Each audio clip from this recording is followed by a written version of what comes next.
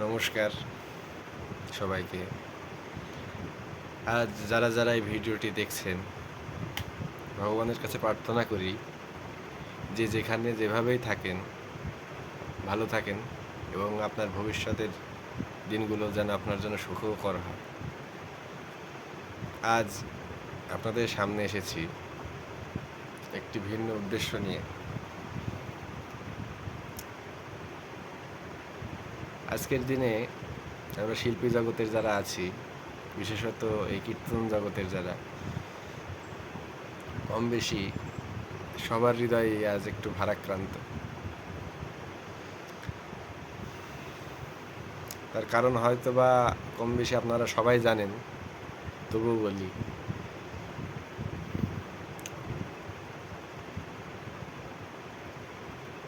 আমাদের মাঝে তিলে তিলে বেড়ে ওঠা এক উদীয়মান তরুণী শিল্পী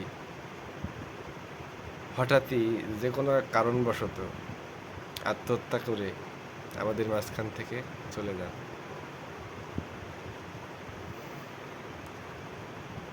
কিন্তু তার পরবর্তী সময়ে আমরা যা দেখছি, আমরা শিল্পী সমাজ থেকে হয়তো বা কেউই এই বিষয়গুলো কামনা করি না।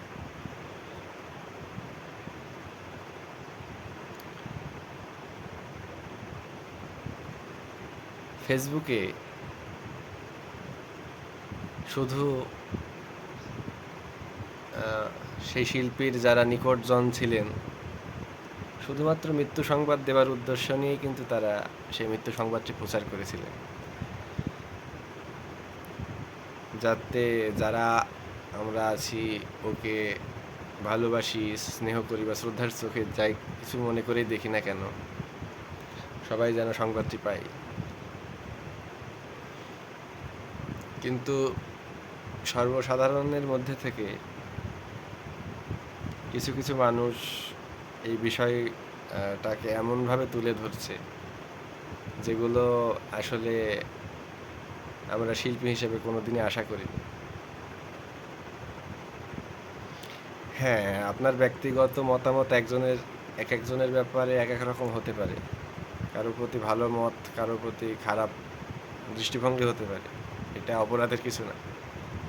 সেটা আপনার চিন্তাধারার উপর নির্ভর, বা আপনি কি দেখছেন তার ভেতরে সেটার উপর নির্ভর।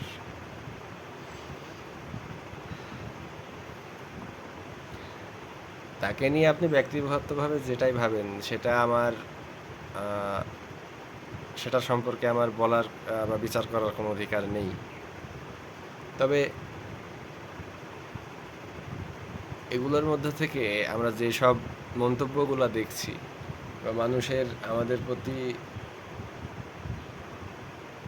সকল মানুষের বলবো না, কিছু কিছু মানুষের আমাদের প্রতি এমন মনোভাব বা আচরণ এই স্বাধীন প্ল্যাটফর্ম বলতে ফেসবুককে বোঝাচ্ছি আমি, তাতে আমরা শিল্পী সমাজরা আমরা একে অপরকে দেখছি অনেক তুচ্ছ হিসেবে। কিছু কিছু মানুষ এই শিল্পী সমাজকে একদম তুচ্ছ করে ফেলছে। তো বেশি কথা বলবো না, উপসংহারে যাই। আচ্ছা, মেনে নিলাম মেয়েটি অনেক দোষী, অনেক পাপী, বা হয়তো সৎ কিংবা অসৎ, সেটা আমার বিচার্য নয়। হলোই না সে সৎ, হলোই না সে অসৎ, তার মৃত্যুর কারণ যাই হোক না কেন, সেটা তো আমাদের কারো বিচার্য নয়। ধরে নিলাম সে কোনো অসৎ উদ্দেশ্য নিয়ে মৃত্যুবরণ করেছে, বা এটাও হতে পারে যে কোনো কারণবশত সে মৃত্যুবরণ করেছে, সেটা নিয়ে আমি মন্তব্য করলামই না, সেটা যাই হোক। কিন্তু একটা বিষয় ভাববেন, যারা ওই মেয়েটিকে ভালোবাসতো, কাছের মানুষ মনে করত, তাদের উপর দিয়ে আপনাদের এই তিক্ত বাক্যগুলি কেমনভাবে অতিবাহিত হচ্ছে। প্রিয়জন হারানোর ব্যথা তো তারা পাচ্ছেই, তার উপর আপনারা যেরকম বাক্য ব্যবহার করছেন সেগুলো দেখে তাদের মনে হয় খুব একটা ভালো লাগছে না।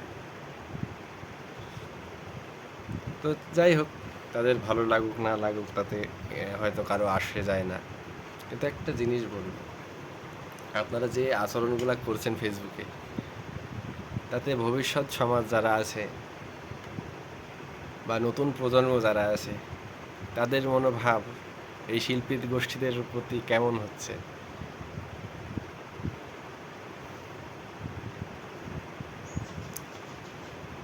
ধরলাম যারা ধর্ম প্রচার করতে আসছেন তাদের মধ্যে অনেকেই রয়েছেন যারা অসৎ চরিত্রের, কিন্তু আপনারা কি খুব ভালো একটা কাজ করছেন? আপনারা যে ধরনের মন্তব্যগুলো করছেন তাতে তরুণ প্রজন্ম এমন ধারণা পাচ্ছে যে হয়তো এরা এরকমই, এরা সমগ্র শিল্পী গোষ্ঠী হয়তো অসৎ অসৎ চরিত্রের, এদের ব্যবহার আচার চালচলন বোধ এরকমই।